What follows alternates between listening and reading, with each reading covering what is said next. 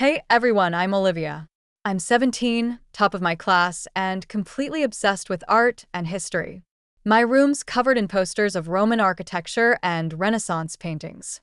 Yeah, I'm that kid. Olivia, dinner's ready. My mom's voice echoed up the stairs. I sighed, putting down my sketchbook. Another family dinner. Another chance to feel like the invisible child. As I walked into the dining room, my sister Megan was already there, phone in hand, probably texting her latest boyfriend. "How was your day, Megan?" Mom asked, completely ignoring me. "So boring." Mr. Johnson gave me detention again. "He's such a jerk," Megan replied. Dad chimed in, "Don't worry, sweetie. We'll talk to the principal about that teacher." I couldn't help but roll my eyes. Megan skips class, gets detention, and they want to blame the teacher. Classic. "And you, Olivia? Anything new?" Grandpa asked, giving me a wink. Finally, someone remembered I existed. "Actually, yeah. I got an A on my Italian test." "That's nice, dear," Mom interrupted, turning back to Megan. "Now, about your upcoming cheer competition." And just like that, I was invisible again. But hey, at least I have my grandparents. They understood me. Later that evening, I was in my room, counting the money in my Rome fund jar. Just $200 more, I muttered to myself. I'm so close to affording that trip. A knock on my door startled me. It was Grandma. "Come in," I called, quickly hiding the jar. "Olivia, dear, your grandfather and I have a surprise for you." My heart raced. Could it be? No way. Grandpa appeared behind her, holding an envelope. "We know how hard you've been working and how much you love Italian culture, so..." He handed me the envelope. With shaking hands, I opened it and nearly fainted. 2 tickets to Rome. Oh my God. Is this real? Am I dreaming? Grandma laughed. "It's very real, sweetheart. You deserve it." I jumped up, hugging them both. "Thank you, thank you, thank you. I can't believe it." Just then, Megan barged in. "What's all the noise about?" I couldn't contain my excitement. "Grandma and Grandpa got me tickets to Rome for graduation." Megan's face darkened. "What?" "But that's not fair. I'm the one who needs a vacation after all the stress I've been under." I ignored her, too happy to let her ruin this moment. "I need to start planning. There's so much to see." As I rattled off my must-visit list, I caught a glimpse of my parents in the doorway. They didn't look happy, but I was too excited to care.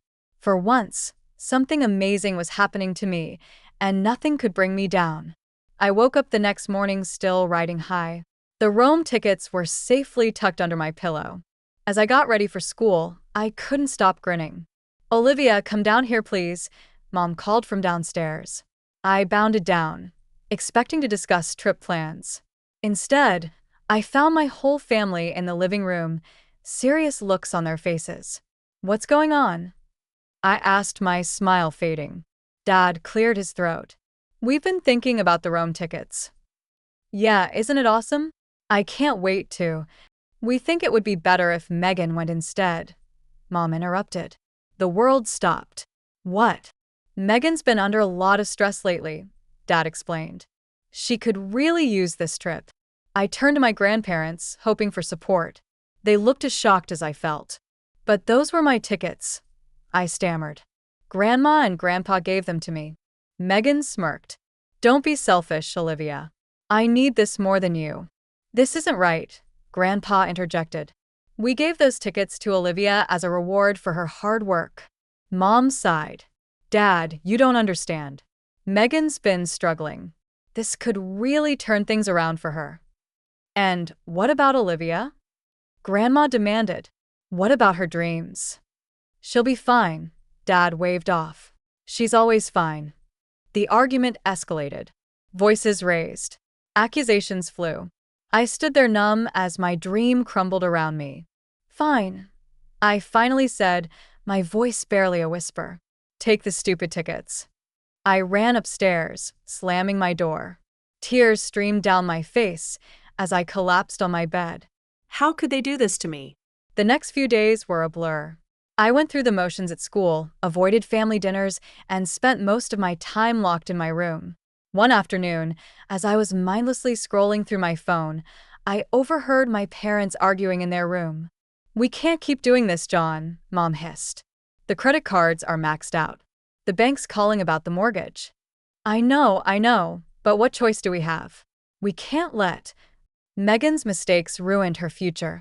My ears perked up. Mistakes? What mistakes? Maybe if we dip into Olivia's college fund again. I gasped, then quickly covered my mouth. My college fund? They'd been using my money? Suddenly, everything started clicking into place. The new car Megan got last year, the expensive cheerleading camp, the constant shopping sprees. I felt sick. They'd been stealing from me to cover Megan's screw-ups. That night, I couldn't sleep. My mind raced with questions. How long had this been going on? How much had they taken? And most importantly, what was I going to do about it? As I lay there, staring at the ceiling, a plan began to form. If they thought they could walk all over me, they had another thing coming. Two can play at this game, I whispered to myself. The next morning, I put on a fake smile and joined the family for breakfast. Megan was babbling about her upcoming Rome trip. "I'm thinking of extending my stay," she said casually. "Maybe hit up Paris too." Mom and Dad exchanged worried glances. I bit my tongue, storing away the information. As I headed out for school, I made a detour. It was time to pay a visit to the bank and find out exactly what was going on with my accounts. The game was on, and I was playing to win. The bank visit was a real eye-opener. My college fund was practically empty. It was time to call in the big guns. "Jake, I need your help," I said, cornering my best friend at his locker. "What's up, Liv? You look like you've seen a ghost." I lower my voice. "I need you to hack into my parents' financial records." Jake's eyes widened. Whoa, "That's heavy." what's going on? I spilled everything: the Rome tickets, the overheard conversation, the empty college fund. Jake listened, his face growing more serious by the second.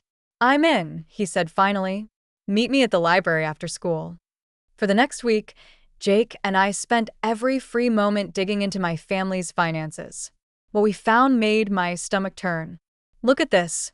Jake pointed at his laptop screen. "Your dad's been skimming money from the family business for years." I leaned in, squinting at the numbers. "But where's it all going?" Jake pulled up another window. "Looks like most of it's been covering Megan's expenses.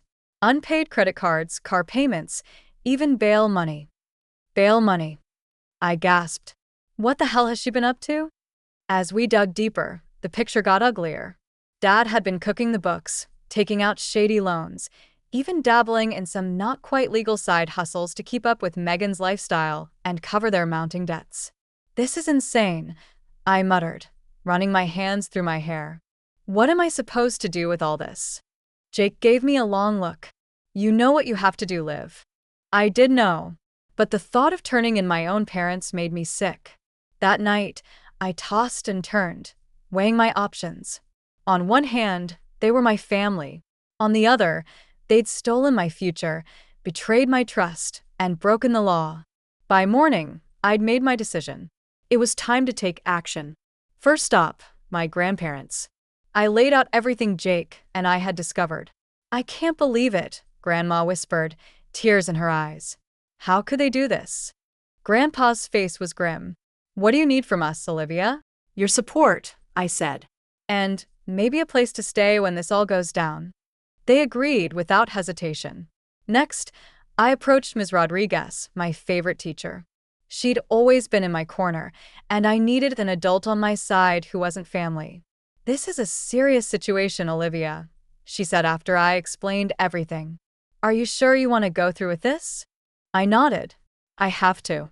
For my future, and honestly for Megan too. This can't go on." Ms. Rodriguez sighed. "All right. I'll help however I can." With my allies in place, Jake and I started formulating our plan.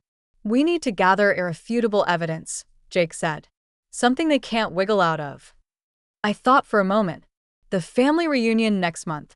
Everyone will be there, including Dad's business partners. Jake grinned. "Perfect. We can set up hidden cameras. Maybe even get some of them to incriminate themselves on tape." As we hashed out the details, A mix of excitement and dread bubbled in my stomach. This is really happening. You okay? Jake asked, noticing my expression. I took a deep breath. Yeah, it's just, once we do this, there's no going back. Everything changes. Jake squeezed my hand. Sometimes change is necessary. You've got this, Liv. I nodded, steeling myself. The countdown to the family reunion and the biggest confrontation of my life had begun. The day of the family reunion arrived, and my heart was pounding. Jake and I had spent weeks meticulously setting everything up. Hidden cameras were in place, and we had a fail-safe plan to expose everything. As family members and Dad's business partners began to arrive, I plastered on a fake smile. Great to see you, Uncle Bob. How's the golf game? Meanwhile, Megan was holding court in the living room, bragging about her upcoming Rome trip. It's going to be so amazing. I might even stay for a whole month. I caught Mom and Dad exchanging worried glances. Showtime. I clinked my glass to get everyone's attention. I'd like to make a toast to family and to the truth. With that, I nodded to Jake, who hit play on his laptop. Suddenly, the TV screen lit up with damning financial records and recorded conversations. Dad's face went pale. What is this? This, I said, my voice shaking but determined, is the truth about where our family's money has been going. The room erupted into chaos. Dad's business partners were shouting, demanding explanations. Aunt Susan was crying, and Megan was having a full-blown meltdown. You can't do this to me, she screamed. How am I supposed to pay for my DUI lawyer? Then the room fell silent. Emma, do you? Megan's eyes widened as she realized what she had said. But it was too late. The floodgates had opened. Megan spilled everything. The drunk driving, the shoplifting, the credit card fraud. With every word, Mom and Dad looked more and more defeated. Suddenly, sirens wailed in the distance. Ms. Rodriguez had come through, alerting the authorities at the perfect moment. As the police entered, reading warrants and slapping on handcuffs, I felt a strange mix of relief and sadness. This was justice, but it was also the end of my family as I knew it. Grandpa put his arm around me. You did the right thing, Olivia. We're so proud of you. The next few months were a whirlwind of legal proceedings. Dad and Megan both faced charges, while Mom got off with probation for her lesser role. Through it all, my grandparents were my rock. One evening, Grandma said, "How would you feel about us being your legal guardians?" I hugged her tightly, tears in my eyes. I'd love that. As the dust settled, something unexpected happened. The judge ordered that all stolen funds be returned, including my college fund. And remember those Rome tickets? They were mine again. So that summer, instead of moping over lost dreams, I found myself strolling through the Roman Forum with my grandparents, gelato in hand. To new beginnings, Grandpa raised his cone in a toast.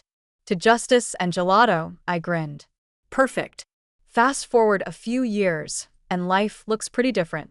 I'm in my junior year at a top art school, interning at a prestigious gallery, and my first solo show is coming up next month.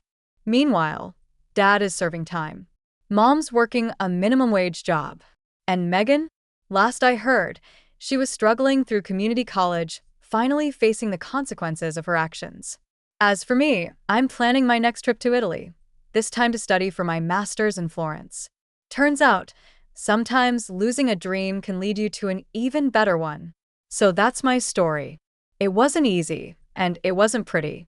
But standing up for yourself is always worth it in the end. And now I have a question for you.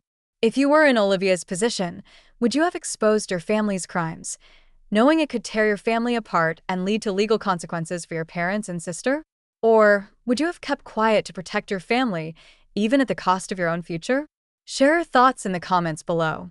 Your perspective could help others facing difficult ethical dilemmas. If this story of justice and standing up for yourself resonated with you, don't forget to hit that like button. For more compelling stories of revenge and personal triumph, subscribe to our channel.